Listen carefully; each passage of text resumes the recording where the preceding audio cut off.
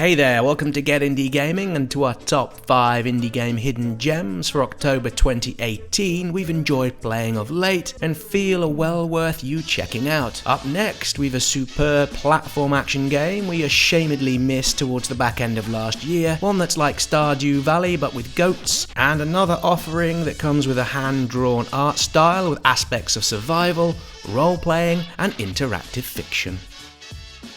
At number 5 and out in August this year for the PC and iOS, Barbarian is a colourful and dare we say cute looking hack and slasher where you play as a barbarian covered in bear skin. You've been kidnapped by a group known as the Arbitrators and you're forced to fight and battle your way to hopefully find a route back home. The game features a succession of connected worlds in which you find things, creatures and other people hell-bent on quite simply taking you down. As could be expected, you're tasked with battling through these hordes of enemies before defeating the level bosses and moving onwards to the next areas. As you kill off the enemies, destroy trees, walls and other items, you're rewarded with food and gemstones that can be used to purchase better weapons that drop into the game. There's also the ability to acquire companions to help you, and you're able to upgrade their weaponry as you play. Sadly, these folks seem rather easy to kill off, and yet they can be revived with magic, so you can bring them back from the dead.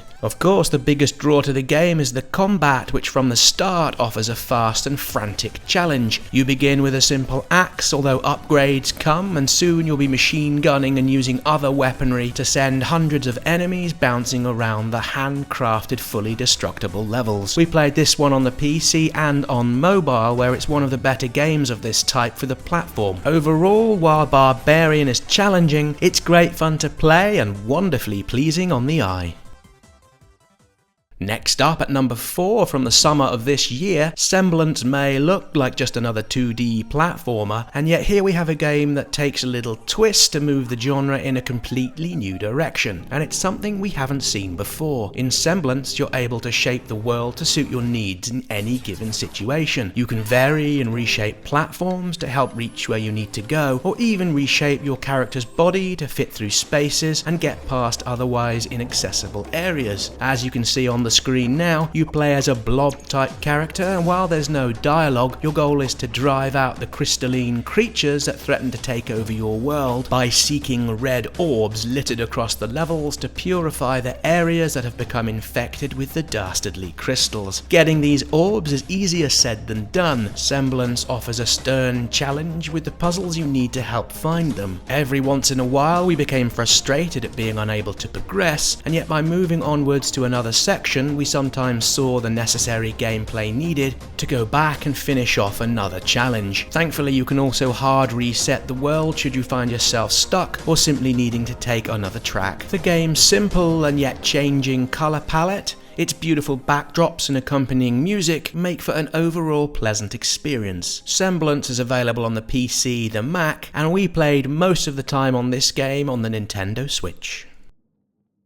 Our number 3, and no doubt the most polarising choice of the month, Where the Goats Are, came out on itch.io for the Mac and PC in early September of this year. As we alluded to in the introduction, it's all as a premise Stardew Valley, but with goats. The in-game days pass quickly and you won't find any hard goals. You can milk your goats, collect eggs from the chicken coop, make goat's cheese to sell for profit, water your plants, or even just mess around as you play with a stick. On the game, the developer has stated mechanically it was driven by a desire to create a non-action, non-objective narrative game which told a small personal story. The developer went on, probably due to the fact that sometimes it feels like every video game they see nowadays has shooting or fighting in it, they wanted to make a game where you could just look after goats, which seemed somewhat refreshing. Overall, it's a lonely existence. The only human contact you have is a man who comes by to offer trade and to deliver letters from your far-off relatives. These snippets begin forming a story as you learn what's happening elsewhere in the world. Without spoiling anything, you eventually read that not all is well beyond the farm. Several family members offer you well wishes and say they hope you're staying safe and avoiding the disasters that are befalling the cities elsewhere. Even with this knowledge though, you can't leave the farm to see what's happening. You are where you are and that's it. While odd on paper, the experience about going about your business feels wholesome and offers a calmness you create by way of your daily routine. Where the Goats Are is available on a name your price type of offering.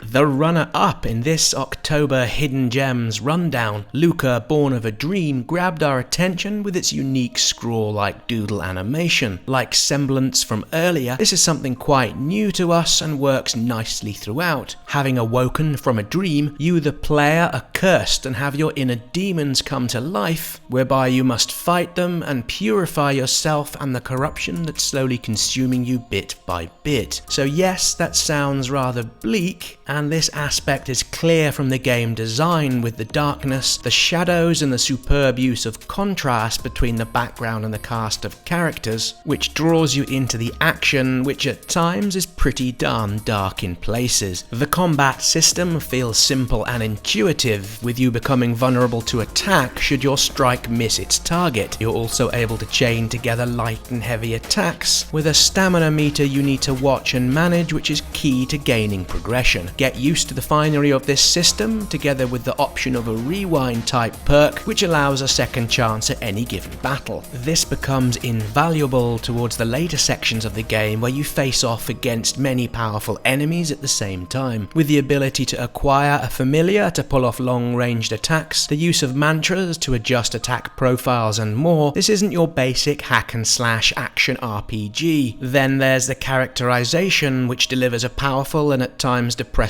narrative. It's never too overbearing, and with multiple endings and customization, Lucca Born of a Dream is one to consider adding to your backlog.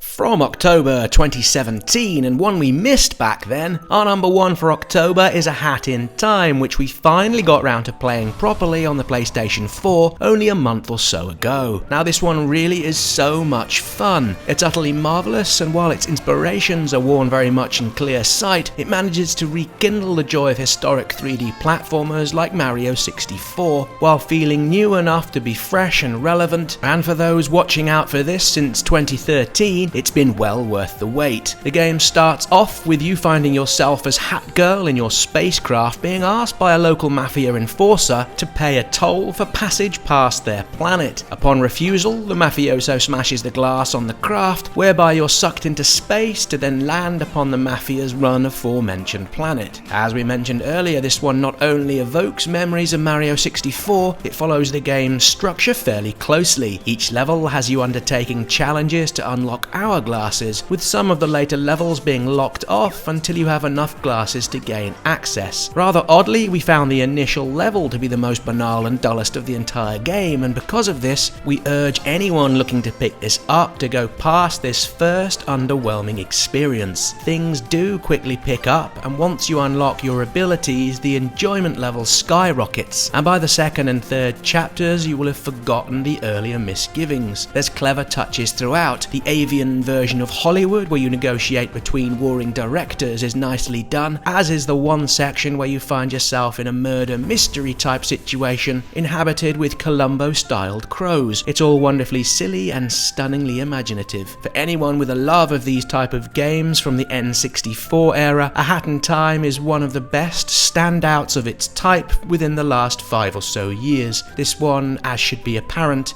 is highly recommended.